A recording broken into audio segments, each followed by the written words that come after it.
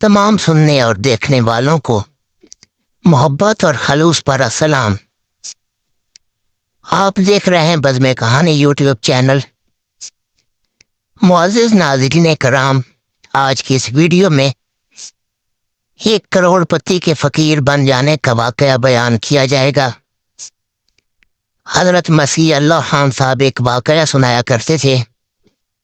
ایک فقیر بھیک مانگنے ایک دکان پر دستک دیتا ہے۔ اس مکان میں میاں بیوی کھانا کھا رہے تھے۔ بیوی نے اپنے شوہر سے کہا کہ فقیر کو کھانے کے لیے کچھ دے دو، تو شوہر نے کہا کہ کوئی ضرورت نہیں ہے دینے کی، چھوڑو، وہ تو ویسے ہی مانگتے رہتے ہیں۔ بہرحال وہ فقیر چلا گیا۔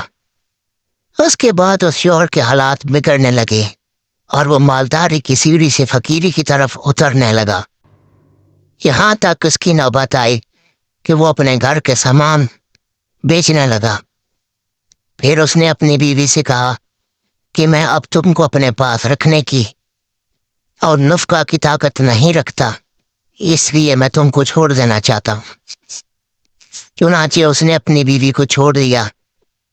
اس کے بعد اس عورت کی شادی کسی اور گھر میں کر دی گئی اور دونوں آپس میں ہنسی خوشی زندگی گزارنے لگے۔ کچھ دنوں کے بعد ایک مرتبہ ایسا ہوا کہ وہ دونوں بیٹھ کر کھانا کھا رہے تھے تو ایک فقیر دروازہ کے پاس آیا اور دستک دینے لگا۔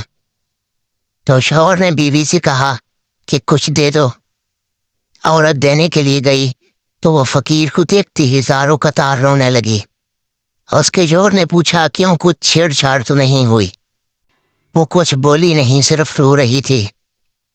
پھر اس نے کہا بات یہ ہے کہ جو مانگنے کے لیے آیا تھا وہ اصل میں میرا پہلا شوہر تھا۔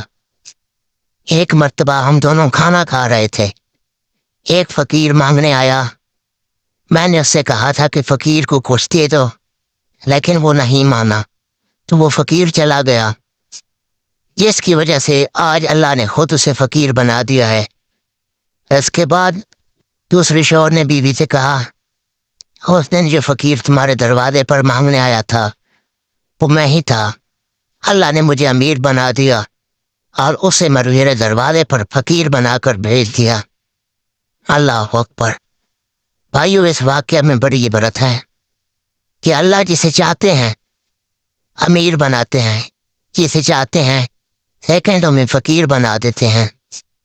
باقی اللہ بڑی قدرت والے ہیں، لہذا مالداروں کو اللہ سے ڈرتے رہنا چاہیے اور زکوٰۃ و خیرات سے فقیروں کی امداد کرنی چاہیے اور فقیروں کو ڈانٹنے اور جھڑکنے سے بچنا چاہیے۔